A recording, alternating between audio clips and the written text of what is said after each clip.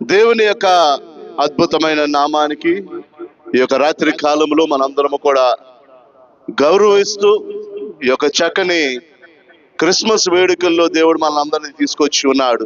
ఈ రాత్రి కాలంలో ఒక 8 అంశాలు మీ ముందు పెట్టాలని ఆశపడుచున్నానండి. ఏనమ్మా? 8. నా వర్తమానం అన్ని కూడా మీరు మర్చిపోయినా పర్లేదు, కానీ మీ ఇంటికి వెళ్ళినప్పుడు ఈ 8 అంశాలు మీరు పట్టుకుని వెళ్ళాలని కోరుచున్నాను. ఈ యొక్క రాత్రి కాలంలో క్రీస్తు యొక్క జననము యొక్క ఉద్దేశాలు మీ ముందు పెట్టాలని కోరుచున్నాను. క్రీస్తు యొక్క జననం యొక్క ఉద్దేశము, తండ్రి అయిన దేవుడు లోకముని ఎంతో ప్రేమించి ఆయన యొక్క అద్వితీయ కుమారుడు యేసుక్రీస్తుని లోకానికి పంపించిన ఉద్దేశాలు లేకపోతే కారణాలని మీ ముందు పెట్టాలని కోరుచున్నాను. ఆ ఉద్దేశాలు ఆయన ఎలాగైతే ఈ లోకములోకి వచ్చి నెరవేర్చి ఉన్నాడు, ఆ ఉద్దేశాలు దేవుని బిడలగా, ప్రభువుని నమ్ముకున్న బిడలుగా మీరు నేను ఆ ఉద్దేశాలు మన జీవితంలో నెరవేరుస్తూ క్రీస్తుని మనం ఆరాధిస్తున్నామా లేదా? దేవునికి స్తుతి కలుగును గాక. ఒక కుమారుడు తల్లిదండ్రులకి గౌరవిస్తున్నాడంటే దాని అర్థం ఏంటంటే తల్లిదండ్రులు చెప్పిన మాటకి లోబడుతూ ఉంటాడు. అప్పుడే ఆ కుమారుడు తల్లిదండ్రులకి గౌరవం ఇచ్చినట్లు. కుమారుడు తల్లిదండ్రుల యొక్క మాటకి లోబడకుండా నా తల్లిదండ్రులు అంటే నాకు చాలా ప్రేమ అంటే అది సొద్దా? చెప్పాల గట్టిగా, అబద్ధము. ఏ కుమారుడు ఏ కుమార్తె అయితే నా తల్లిదండ్రులను నేను ప్రేమిస్తున్నాను అని అంటాడు, ఆ కుమారుడు ఆ కుమార్తె తల్లిదండ్రుల యొక్క మాటకు కూడా లోబడతారు.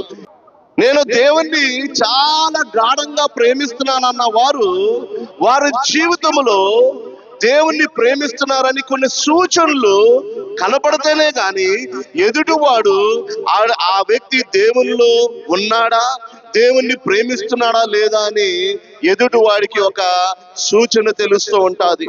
ఈ రాత్రి కాలంలో కూడా ప్రభు అయిన యేసుక్రీస్తు వారి లోకానికి వచ్చిన ఉద్దేశాల గురించి, ఏ ఉద్దేశాలు అయితే ఈ లోకంలో నెరవేర్చడానికి వచ్చినాడు, ఆ ఉద్దేశాలు నీ జీవితంలో కూడా నువ్వు నెరవేరుస్తూ ఉంటే నువ్వు సృష్టికర్త దేవుణ్ణి ప్రేమిస్తున్నట్లు. ఒకవేళ ఆ ఉద్దేశాలు నీ జీవితంలో ఇంకా నెరవేర్చకపోతే ఈ రాత్రి కాలంలో దేవుడు నీతో నాతో మాట్లాడుచున్నాడు. ఇందాక ఆనందయ్య గారు చెప్పి ఉన్నారు, నరుడు యొక్క జీవితము నీటి బుడగ వంటిది. ఎప్పుడు ప్రభు యొక్క పిలుపు మనకు వస్తుందో మనకు తెలియదు. కాబట్టి ఈ రాత్రి కాలములో దేవుడు మనకి మరొక అవకాశం ఇస్తున్నాడు. క్రీస్తు యొక్క జననం యొక్క ఉద్దేశాలు నీ జీవితంలో నా జీవితంలో మనము నెరవేరుస్తున్నామా లేదా? హల్లెలూయా. అందరు సిద్ధంగా ఉన్నారమ్మా? మొట్టమొదటి ఉద్దేశం మనము ధ్యానంలోకి వెళ్దామండి. లూకా రాసిన సువార్త 19వ అధ్యాయము 10వ వచనము ఎవరైనా చదివి సహాయపడాలని మనం చేస్తున్నానండి. నశించిన దానిని వెతికి రక్షించుటకు మనుష్య కుమారుడు వచ్చినను అతనితో చెప్పాను. హల్లెలూయా. యేసుక్రీస్తు వారు చెప్పిన మాటలు, నువ్వు ఈ లోకంలోకి ఎందుకు వచ్చేవు యేసయ్యా అని ఆయన్ని ప్రశ్నించినప్పుడు, లేకపోతే ఆ ప్రశ్న ఆయన ముందు ఎప్పుడైనా వచ్చినప్పుడు ఆయన ఇచ్చిన జవాబు ఏంటంటే, నశించిన దానిని వెతికి రక్షించడానికి మనుష్య కుమారుని లోకంలోకి వచ్చి ఉన్నాడు. ఆయన రావడానికి ప్రైమరీ ఉద్దేశము, ప్రాముఖ్యమైన ఉద్దేశం ఏంటంటే నశించిన దానిని. ఎవరండి నశించిపోతున్నారు? ఈ లోకములో మానవుడు నశించిపోతున్నాడు. దేవుణ్ణి నమ్మిన వారు, సృష్టికర్తని నమ్మిన వారు, సృష్టికర్తని ఇంకా తెలుసుకోలేని వారు కూడా నశించిపోతున్నారండి. అనేకమైన పాపములో, వ్యసనాల్లో, రాజకీయాల్లో, మోసాల్లో, కుటుంబ సమస్యల్లో, భార్య భర్తల మధ్యన ఉన్న సమస్యల్లో, బిడలు తల్లిదండ్రుల మధ్యన ఉన్న సమస్యల్లో, యవనస్తులు యవన బిడలు అనేకమైన రీతుల్లో సమాజంలో ఉన్న మానవులు ఏమైపోతున్నారు? నశించిపోయిన స్థితిలో ఉన్నాము. అలాంటి వారిని మనుష్య కుమారుని లోకానికి వచ్చి రక్షించుటకు ఆయన వచ్చి ఉన్నాడు. దేవునికి స్తోత్రం కలుగును గాక. యేసుక్రీస్తు వారి లోకానికి ఏదో రాజ్యం స్థాపించడానికి రాలేదండి. ఆయన ఏదో మతాన్ని స్థాపించడానికి రాలేదు. ఆయన ఏదో క్రిస్టియానిటీ ఒక బోర్డుని పెట్టాలని ఆయన కోరలేదు. కానీ ఆయనకున్న ప్రైమరీ పర్పస్ ఏంటంటే, నశించిపోయిన వారు ఎవరున్నారు వారి దగ్గరికి నేను వెతుక్కుంటూ వెళ్తాను. హల్లెలూయా. త్రాగుబోతోడు ఉన్నాడు అనుకోండి సమాజంలో, మీలో ఎవరైనా ఆ త్రాగుబోతోడు ఎవరో వెతుక్కుంటూ వెళ్తారండి? మీరు ఎవరైనా ఆయన్ని కెలకొద్దురా, ఆడు కదిపితే కందరే కానీ ఆయన ముట్టుకోము మనం. కానీ అలాంటి వారి కొరకు యేసుక్రీస్తు వారి లోకములకు వచ్చి ఉన్నారు. దేవునికి స్తుతి కలుగును గాక. ఈ సమాజంలో ఎయిడ్స్ వ్యాధితో జీవించిన వారు ఉన్నారు. అలాంటి వారి దగ్గరికి వెళ్ళి నువ్వు గంట సేపు గంటన్నర గడుపుతావా? అమ్మ బాబోయ్, గాల్లో వచ్చేస్తదేమో అని భయపడుతూ ఉంటాము. అలాంటి వారిని వెతికి రక్షించడానికి యేసుక్రీస్తు వారు వచ్చి ఉన్నారు. ఈ లోకంలో అనేక మంది కుష్ఠు రోగులు ఉన్నారు. ఆ కుష్ఠు రోగుల మీద నువ్వు చెయ్యేసి, బాబు దేవుడు నిన్ను ప్రేమిస్తాడని నువ్వు చెప్పగలవా? అటువంటి మనసు నీకుందా? ఆ యొక్క మనసు యేసుక్రీస్తు వారు కలిగి ఉన్నాడు. ఆయన అందుకే ఈ లోకానికి నశించిపోయిన వారిని వెతికి రక్షించడానికి ఆయన ఈ లోకానికి వచ్చి ఉన్నాడు. హల్లెలూయా, హల్లెలూయా.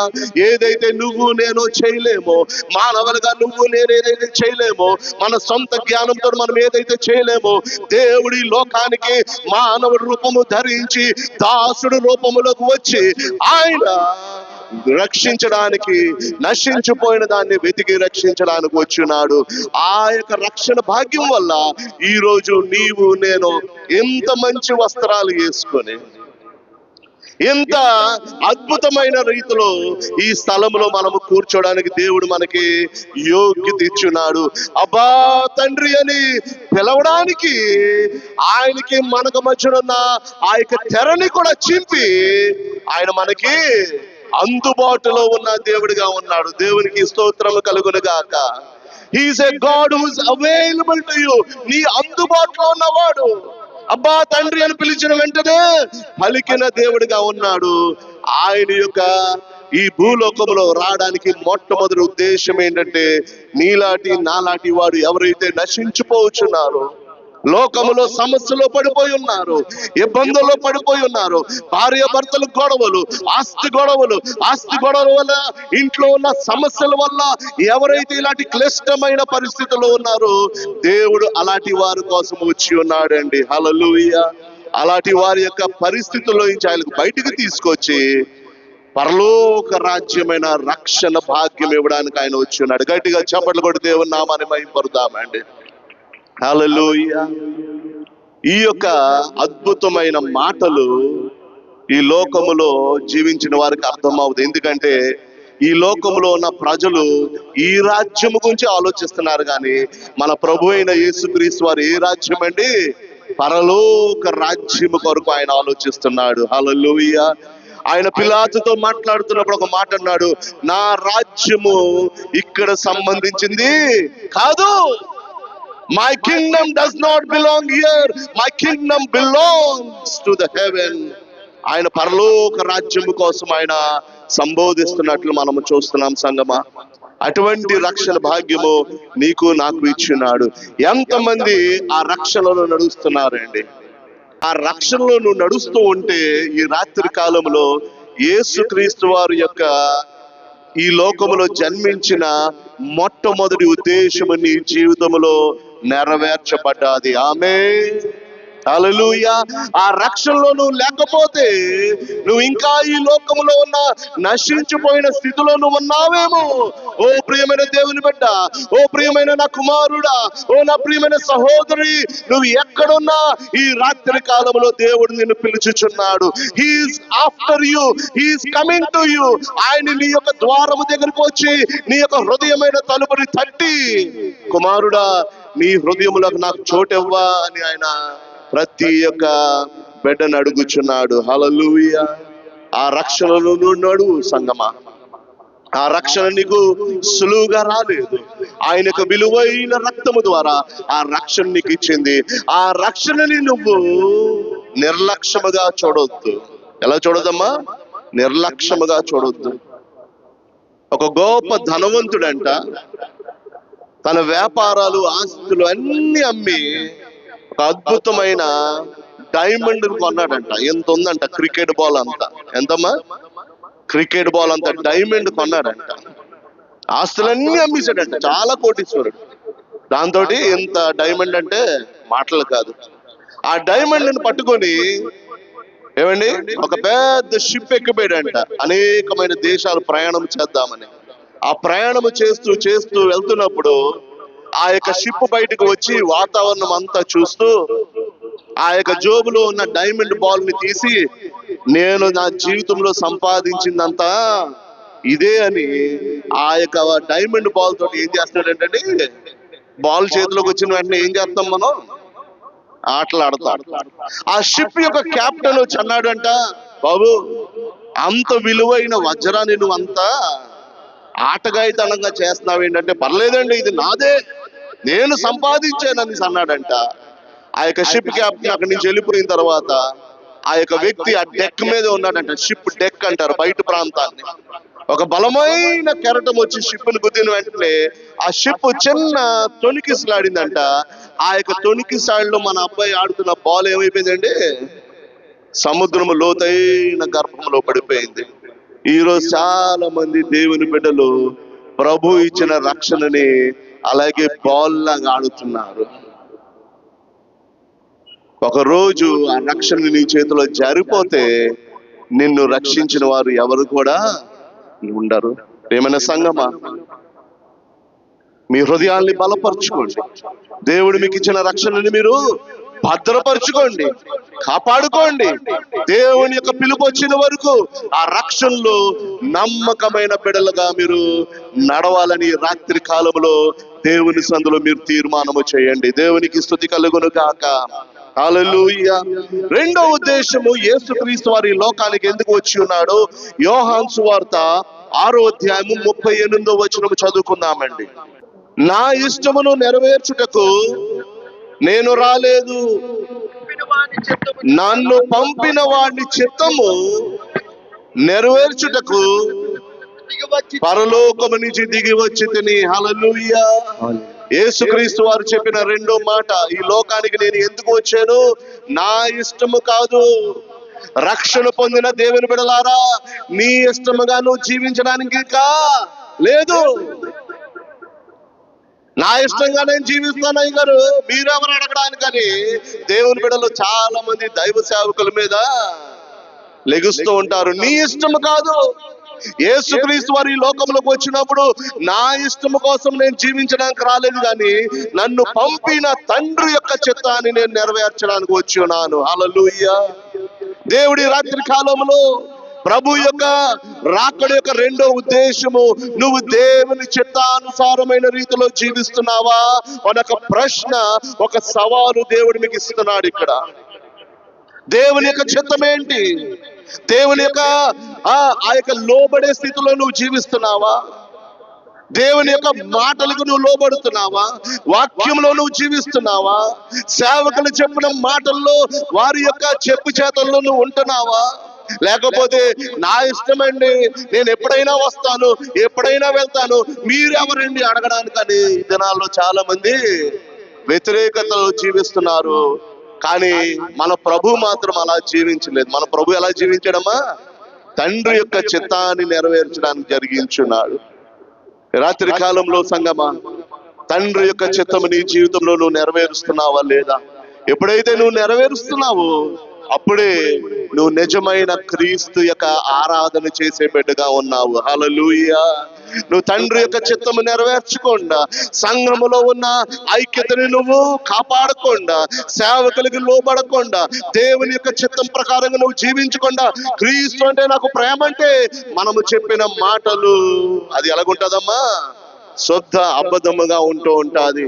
మన జీవితాలు మార్చుకుందాము. బయట ఉన్న ప్రపంచము లోపలున్న సంఘాన్ని చూస్తుంది. హల్లెలూయా. అంతేనా అన్నారు గారు? బయట ఉన్న ప్రపంచం ఎవరు చూస్తుందమ్మా? సంఘము లోపల ఉన్న బిడ్డల్ని చూస్తున్నారు. వారు ఎటువంటి సాక్ష్యం కలిగి ఉన్నారు? వారు చెప్పిన మాటలు బట్టి వారు జీవిస్తున్నారా? దేవుడు వారికి బోధించిన ఆ యొక్క మాటల్ని నా చిత్తము కాదు తండ్రి నీ చిత్తమే నా జీవితంలో జరుగునుగా కానీ అటువంటి జీవితం జీవిస్తున్నారా? లేకపోతే లోకములో ఉన్న ఇష్టాలకి, లోకములో ఉన్న కోరికలకి వారు లోబడిపోయి జీవిస్తున్నారా? ఈ రాత్రి కాలంలో నువ్వు దేవుని యొక్క చిత్తానుసారముగా జీవించలేకపోతే ఈ క్రిస్మస్ భోజనం చేసి వెళ్ళొచ్చు, కానీ ఈ క్రిస్మస్ యొక్క ఆనందము నీ హృదయంలో ఏమాత్రము ఉండదు. నీ హృదయం పరిశీలించుకో సంగమా, నీ హృదయం పరీక్షించుకో. దేవుని యొక్క చిత్తము, కుమారుడు ఎలాగైతే తండ్రి యొక్క చిత్తాన్ని నెరవేర్చున్నాడు, నీవు నేను కూడా తండ్రి యొక్క చిత్తానుసారమైన రీతిలో ఈ లోకంలో జీవిద్దాం. నమ్మిన వారందరూ గట్టిగా హల్లెలూయా చెప్దామండి. యేసుక్రీస్తు వారి యొక్క మూడో ఉద్దేశము మత్తయి సువార్త 5వ అధ్యాయము 17వ వచనము చదువుకుందామండి. 5వ అధ్యాయము 17వ వచనము. ధర్మశాస్త్రమైనను ప్రవక్తల ప్రవచనైనను కొట్టివేయడానికి వచ్చిందని తలంచవద్దు, నెరవేర్చుటను గాని కొట్టివేయటకు నేను రాలేదు. హల్లెలూయా. మన ప్రభు అయిన యేసుక్రీస్తు వారు ఈ లోకంలోకి వచ్చిన మూడో ఉద్దేశం ఏంటంటే ధర్మశాస్త్రముని అలాగే ప్రవక్తలు ప్రవచించే మాటలన్నీ కూడా నెరవేర్చడానికి వచ్చి ఉన్నాడు. దేవునికి స్తోత్రం. హల్లెలూయా. ఈ రాత్రి కాలంలో యేసుక్రీస్తు వారు ఎందుకు నిమిత్తం వచ్చి ఉన్నారు అని మనం తెలుసుకుని అదే ధర్మశాస్త్రము అదే వాక్యానుసారమైన జీవితం నువ్వు జీవిస్తున్నావా? వాక్యములో చెప్పిన మాటలు నువ్వు దేవుని సేవకులు చెప్పిన తర్వాత వినిన తర్వాత ఆ మాటలు నువ్వు అక్షరాల రూపంలో నువ్వు పాటిస్తున్నావా? యేసుక్రీస్తు వారు ఈ లోకంలో ఉన్నప్పుడు చాలా సందర్భాల్లో ఆయన కొన్ని మాటలు, కొన్ని ప్రశ్నలు అడిగిన తర్వాత ఆ ప్రశ్నలకి జవాబు ఇచ్చిన తర్వాత నువ్వు వెళ్ళి అటులనేమి నువ్వు చెయ్యము అని యేసుక్రీస్తు వారు చెప్పి ఉన్నారు. అంటే నువ్వు వినిన వాక్యము వెంటనే నువ్వు అమల్లో పెట్టాలా, నీ జీవితంలో అలవాటు చేసుకోవాలని వాక్యము సెలవిస్తుంది. ఈ దినాల్లో చాలా మంది దేవుని బిడ్డలు వాక్యం ఒక చెవులో వింటారు, ఇంకో చెవులో నుంచి నేను ధర్మశాస్త్రాన్ని నెరవేర్చడానికి వచ్చి ఉన్నాను. హల్లెలూయా. దేవుని వాక్యానుసారమైన జీవితం మనలో ఉండాలని ప్రభు కోరుచున్నాడు. ఎప్పుడైతే వాక్యానుసారమైన జీవితము, అద్భుతమైన మాటలు ఈ యొక్క గ్రంథములో దాయబడి ఉన్నది. ఈ దినాల్లో వాక్యము ఎంత విలువగా అందించబడుతుందంటే యూట్యూబ్లోకి వెళితే, అనేకమైన ఇన్స్టాగ్రామ్ అకౌంట్లోకి వెళ్తే వాక్యాల మీద వాక్యాలు అందుబాటుగా ఉన్నాయి. ఆ వాక్యాలు విని లైకులు షేర్లు కొడతాం కానీ, చెప్పండి, లైకులు షేర్లు కొడతాం కానీ నెరవేర్చరు ఎవరు. భలే చెప్పారు అయ్యగారు వాక్యం అంటారు కానీ, అయ్యా మీరు చెప్పిన వాక్యాన్ని నేను అక్షరాల పాటించాను అయ్యా, దానివల్ల నాకు ఈ మేలు వచ్చిందన్న అయ్యా అని ఎవరైనా పాస్టర్ల దగ్గరకు ఎవరైనా వచ్చి చెప్పారండి? ఎందుకంటే విన్నారు, అది అలవాటులో కానీ వాళ్ళు పెట్టకపోవడం వల్ల వాక్యం బాగుందని చెప్పారు కానీ ఆ వాక్యముని అలవాటు చేసుకోవడం వల్ల ఆశీర్వాదాలు వాళ్ళు కోల్పోయారు. లైక్లు షేర్లు మిగిలిపోయి ఇంకా ఏమీ కూడా మనకి లేవు. ప్రేమైన సంగమా, ఈ దినములో దేవుని బిడ్డలకున్న గొప్ప సవాల్ ఏంటంటే నీ జీవితంలో దేవుని యొక్క వాక్యము నువ్వు అనుసారముగా నువ్వు జీవిస్తున్నావా లేదా?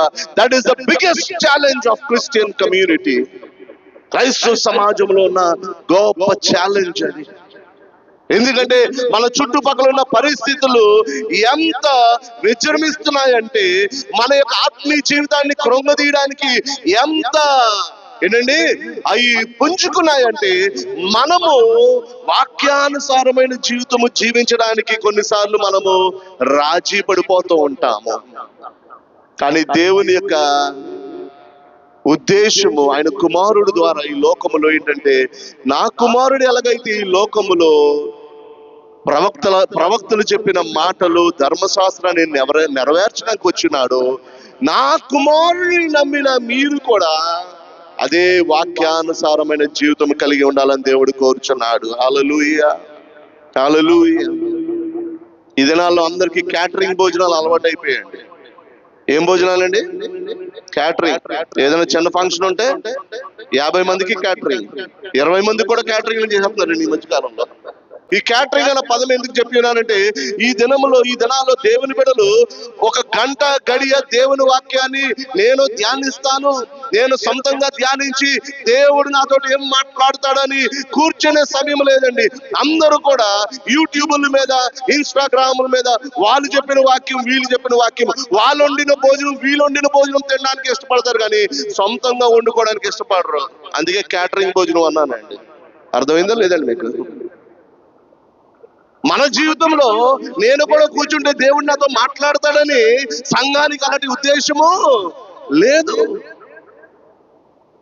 అలాంటి ఉద్దేశం లేకపోతే వాక్యము నీ జీవితంలో ఎలాగ నువ్వు అనుసరించగలవు అని దేవుని యొక్క సేవకుడిగా సంఘాన్ని నేను ఛాలెంజ్ చేస్తున్నాను ఈ రాత్రి కాలంలో.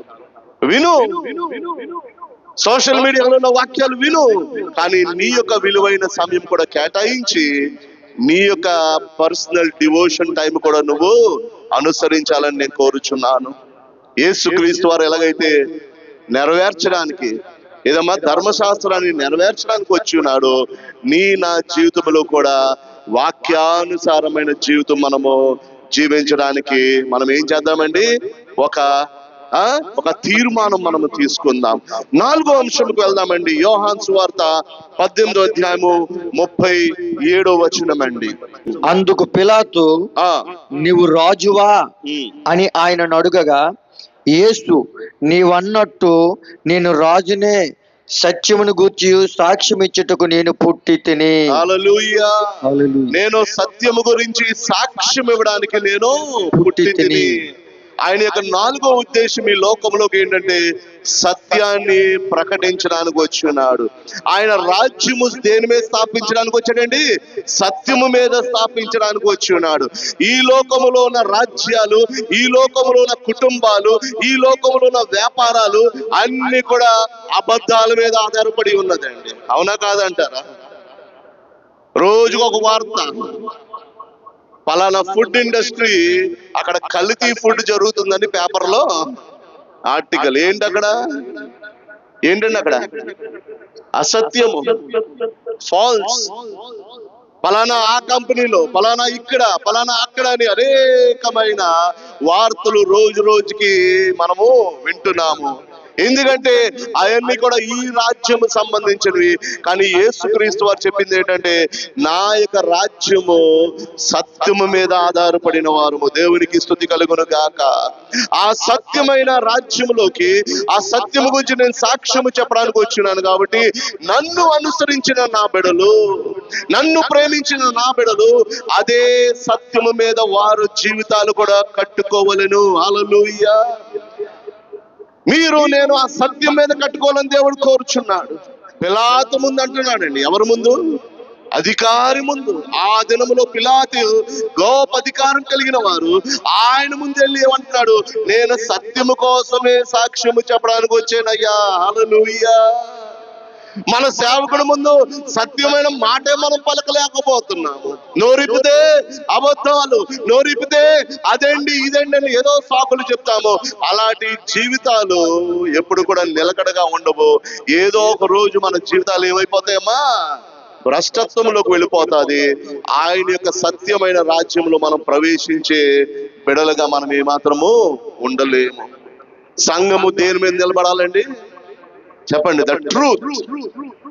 ఆ సత్యం మీద నిలబడాల. 6 100 6 నేను సత్యం మీద నిలబడతానయ్యా. సత్యం చెప్తే ఎవరైనా పేకలు కోసేస్తారా? కోసేస్తారండి? కోస్తారా కోయరా? ఏమో, దేవుని చిత్తం అయితే. కానీ సంఘము నేర్చుకోవలసింది ఏంటంటే ఆ సత్యం మీద మనము నిలబడాలని. ఆ సత్యము కోసమే రక్షకుడైన యేసు ఈ లోకానికి వచ్చాడు. ఆ యేసుని ప్రేమించే బిడలుగా ఆ సత్యములోనే మీరు కూడా నడువును గాక. హల్లెలూయా. దేవునికి స్తోత్రం. ఈ మాటలు నచ్చవండి చాలా మంది సంఘ బిడ్డలకి. ఈ మాటలు సంఘములోకి ఎక్కవు ఈ మాటలు. ఎందుకంటే సంఘం యొక్క పరిస్థితి వేరేగా ఉంది కాబట్టి. అమ్మో సత్యం మాట్లాడాలంట అని మనం అనుకుంటున్నాం. కానీ ఒకసారి నువ్వు ప్రయత్నించి చూడు, దేవుడు గొప్పగా నిన్ను హెచ్చించేవాడుగా ఉంటాడు. దేవునికి స్తుతి కలుగును గాక. 5వ అంశంకి వెళ్దామండి. యోహాను సువార్త 12వ అధ్యాయము 46వ వచనమండి. 12వ అధ్యాయము 46వ వచనము. నా యందు విశ్వాసముంచు ప్రతివాడు చీకటిలో నిలిచి ఉండకుండానట్లు మీరు ఈ లోకమునకు వెలుగుగా వచ్చి ఉన్నాను. హల్లెలూయా.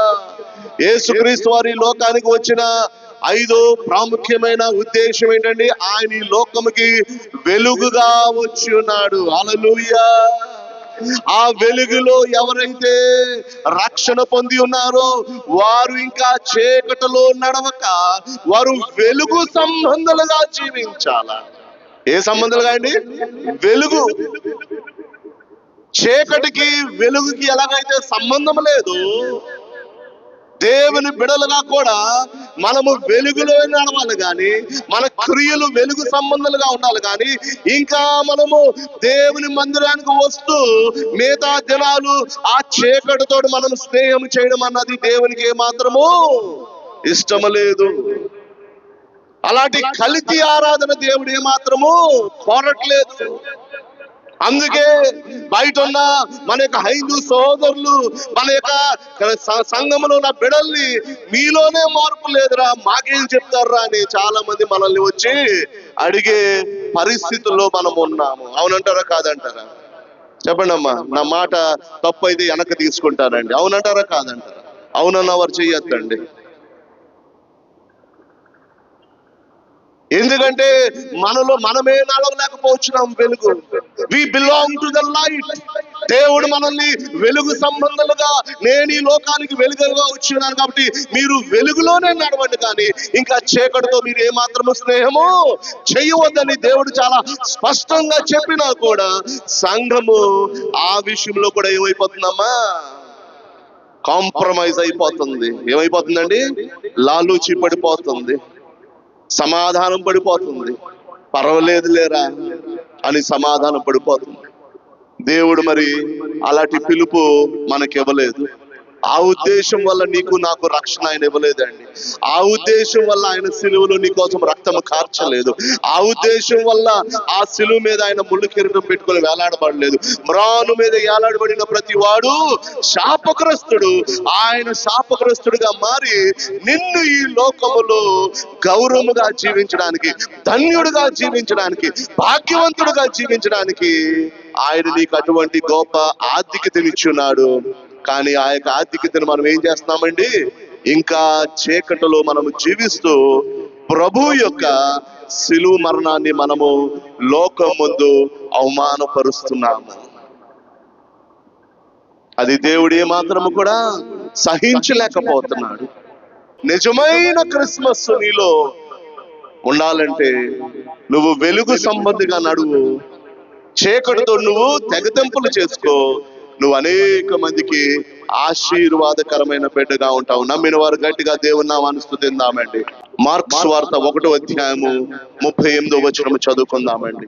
ఆయన ఇతర సమీప గ్రామములోను నేను ప్రకటించినట్లు వెళ్ళుదుము రండి అని, ఇందు నిమిత్తమే కదా నేను బయలుదేరి వచ్చితినని వారితో చెప్పాను.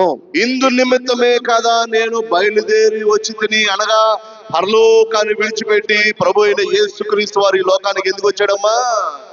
దేవుని యొక్క సువార్త, to preach the good news, మంచి వార్త, శుభవార్త, ప్రజల యొక్క మనసుల్ని తాకే మాటలు, ప్రజల యొక్క హృదయాల్ని ధైర్యపరిచే మాటలు, ప్రజల యొక్క మనసుల్ని ఆలోచింపచేసే మాటలు, అదే శుభవార్త. నీ మాటలు ఎదుటి వాడిని గాయపరుస్తుంటే అది శుభవార్త ఎలాగవుతుంది? సంగమా వింటున్నారా? జాగ్రత్తగా వినండి స్టేట్మెంట్. నీ మాటలు ఎదుటి వాడిని గాయపరిచే రీతిలో అంటే అది శుభవార్త ఎలాగవుతుంది?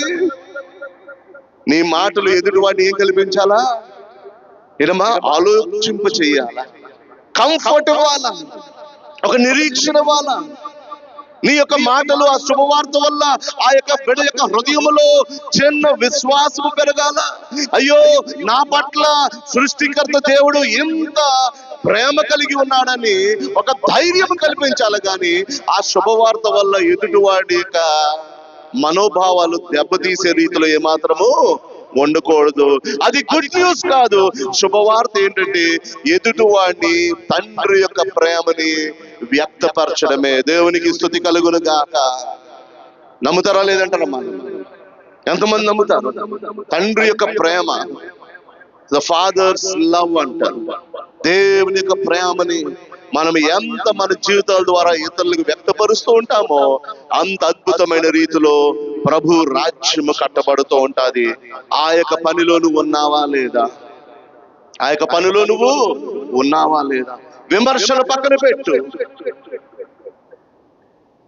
ఎదుటి వారి యొక్క విమర్శలను పక్కన పెట్టి నీ తండ్రి నీ పట్ల ఏ ప్రేమ చూపించాడో అదే ప్రేమ ఇతరులకు నువ్వు చూపించుము. దేవునికి స్తుతి కలుగును గాక. That is the essence of good news. అదే శుభవార్తలో ఉన్న ప్రాముఖ్యమైన అంశము. అది మనం గుర్తించాలా. చివరి మాటకు వద్దామండి. బైబిల్లో ఉన్న వారందరూ కూడా మార్కు సువార్త 10వ అధ్యాయము 45వ వచనము ధ్యానించుకుందామండి. 10వ అధ్యాయము 45వ వచనము. మనుష్య కుమారుడు పరిచారము చేయించుటకు రాలేదు గాని పరిచారము చేయుటకును అనేకులకు ప్రతిగా విమోచన క్రయధనముగా తన ప్రాణమును ఇచ్చుటకు వచ్చెననెను. దేవునికి స్తుతి కలుగును గాక. హల్లెలూయా. యేసుక్రీస్తు వారు ఈ సందర్భంలో ఆయన ఏమంటున్నాడు? మనుష్య కుమారుడు ఈ లోకానికి ఎందుకు వచ్చాడంటమ్మా? పరిచర్య చేయుటకు వచ్చాడు గాని అనేకులకు పరిచర్య చేయించుకోవడానికి రాలేదని చాలా చక్కని మాట చెప్పాడు. పరిచర్య, పరిచారం. He came to serve. ఆయన సర్వీస్ చేయడానికి వచ్చి ఉన్నాడు. కుష్ఠరోగుల్ని ప్రేమించడానికి, ఎయిడ్స్ వ్యాధితో ఉన్న వారిని ప్రేమించడానికి, ఏ కుటుంబంలో కలతలు ఉన్నాయో ఆ కుటుంబంలో శాంతి సమాధానం తేడానికి ఆయన సర్వీస్ చేయడానికి వచ్చినాడు. కానీ అనేక మంది సర్వీసులు పొందడానికి ఆయన ఏమాత్రము రాలేదు. ఈ రోజుల్లో ఉన్న క్రైస్తవ సమాజంలో ఉన్న ఒక అలవాటు మీలో కొందరికి బాధ కలగవచ్చు. కానీ దేవుని యొక్క పరిచర్యలోకి వచ్చిన వెంటనే తెలుగులో పరిచర్య ఉంది, ఇంగ్లీష్ లో ఆ మాట ట్రాన్స్లేట్ చేసిన వెంటనే ఏమైపోతుందండి? అది సర్వీస్ అని ఉండదండి. ఏమైనా అన్నారు? మినిస్ట్రీ అని మారిపోతుంది. Complete different translation. అసలు దీనికి దానికి అసలు కనెక్షనే లేదు. అవునా కాదంటారా? మినిస్ట్రీ అన్న పదము, కానీ అసలైన ట్రాన్స్లేషన్ ఏంటంటే సర్వీస్. ఆ మినిస్ట్రీ అన్న పదము రాంగ్ వర్డ్ అక్కడ యూటిలైజ్ చేయడం వల్ల ప్రజల యొక్క మైండ్ సెట్ మారిపోతుంది. నేను మినిస్ట్రీలోకి వచ్చాను కాబట్టి నాకు ఇప్పుడు ఏముండాలా? ఒక కారు ఉండాలా, ఒక డ్రైవర్ ఉండాలా, నా వాటర్ బాటిల్ మోయడానికి ఒక అసిస్టెంట్ ఉండాలా, నా బైబిల్ మోయడానికి ఇంకో అసిస్టెంట్ ఉండాలా, నేను చిటికేస్తే ఎవరో నా దగ్గరికి రావాలా, నా వెనకాల ఎవరో కెమెరా పట్టుకొని తిరగాలని. చూసారా? స్లైట్ మిస్ ట్రాన్స్లేషన్ వల్ల దేవుని యొక్క పరిచర్య ఎంతో భయంకరంగా మారిపోయినట్లు మనం చూస్తున్నాం. కానీ మన దేశాన్ని ప్రేమించి వచ్చిన మిషనరీ వారు ఆ ట్రాన్స్లేషన్ మార్చకుండా ఉండడం వల్ల ఈ రోజు మన దేశము విద్యావంతులుగా, మెడికల్ ఫీల్డ్ లో గొప్ప పేరు ప్రఖ్యాతి పొందిన దేశముగా, సైంటిఫిక్ రీసెర్చ్ లో గొప్పదైన ప్రావీణ్యతను పొందిన దేశముగా మన దేశం ఈ రోజు ఎదుగుతుందంటే ఆ దినములో ఉన్న దేవుని యొక్క శాఖలు ఆ యొక్క పరిచర్య అన్న పదాన్ని ఎగ్జాక్ట్ ట్రాన్స్లేషన్ లో చేయడం వల్ల ఈ రోజు నీవు నేను నా బిడలము దేవుని నామానికి మహిమ కలిగే రీతిలో ఉన్నాము. దేవునికి స్తోత్రము కలుగును గాక. మనుష్య కుమారుడు పరిచర్య చేయడానికి వచ్చాడు కానీ చేయించుకోవడానికి రాలేదు. Are you in that service? అటువంటి సర్వీస్ లో నువ్వు ఉన్నావా ప్రియమైన దేవుని బిడ్డ? నీ పొరుగు వారు ఏ మతమైనా కావచ్చు, ఏ కులమైనా కావచ్చు, ఏ వీధైనా కావచ్చు, ఏ రంగోడైనా కావచ్చు, వాడు కష్టంలో ఉన్నప్పుడు నువ్వు వెళ్ళి ఒక సర్వీస్ ని అందిస్తున్నావా లేదా? ఈ రాత్రి కాలంలో దేవుడు మనల్ని ఛాలెంజ్ చేస్తున్నాడు. ఆ సర్వీస్ మైండ్ నీకు ఉందా లేదా? నీకున్న దాంట్లోనే నువ్వేదో అప్పులు చేసేమంటలేదు, నీ ఆస్తులు అమ్మిసుకోమంటలేదు. దేవుడు నీకు ఇచ్చిన దాంట్లోనే దేవుని యొక్క పరిచర్య చేయడానికి నువ్వు ఇష్టపడుచున్నావా? మన ప్రభు అయిన యేసుక్రీస్తు వారు ఆ మోడల్ మనకు చెప్పాడు. ఆ మోడల్ నువ్వు చేస్తున్నావా లేదా? ఒకసారి ఈ యొక్క వార్త మీ హృదయంలో దాచుకోండి. క్రీస్తుని మీరు నిజముగా ఆరాధిస్తూ ఉంటే నేను చెప్పిన ఈ అంశాలు మీ జీవితంలో మీరు నెరవేరుస్తున్నారా లేదా గమనించండి. నువ్వు రక్షించబడిన నీ రక్షణ నువ్వు కాపాడుకో ప్రియమైన సంగమా. దేవుని చిత్తము నీ జీవితంలో నెరవేర్చు. లేఖనానుసారమైన జీవితం నీ జీవితంలో నువ్వు గడుపు. సత్యము కోసం నువ్వు నిలబడేవాడిగా ఉండు. నువ్వు వెలుగు సంబంధిగా ఈ లోకములో జీవించు. దేవుని యొక్క సువర్తమానం, ద గుడ్ న్యూస్, ఆ యొక్క వార్తను నువ్వు ప్రకటించు. అలాగే అనేక మందికి నువ్వు పరిచర్య చేసిన బిడ్డగా ఉండి గాని ఎవరో నీకు చేస్తారని నువ్వు ఆశపడద్దు. నువ్వే ముందు వెళ్ళి చెయ్యి. ఈ అద్భుతమైన మాటలు ప్రభు మనకు అనుగ్రహించిన మాటలు మన హృదయములో దేవుడు యేసు నామములో నాటింపు చేయును గాక. దేవుని యొక్క ఉద్దేశాలు మీ జీవితంలో నెరవేర్చబడును గాక.